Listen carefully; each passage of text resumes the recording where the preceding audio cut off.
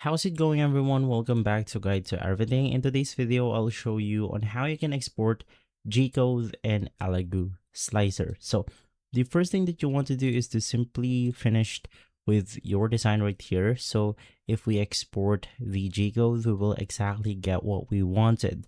Now, from there, you want to click on the slice plate option, which will then apply all of the changes that we have made onto our model, as you can see right here.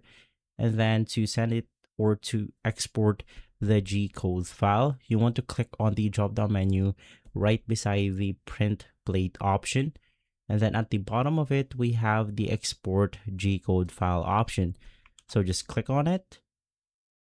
Confirm the exportation of G-code by clicking on the huge blue button right here. And then you want to look, or you want to go ahead and where you want to save your file.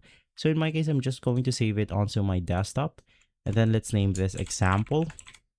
Click save, and then there we have it, successfully exported our G-code file. If this video has been helpful, leave a like, subscribe, and follow us for more videos like this. Thanks for watching.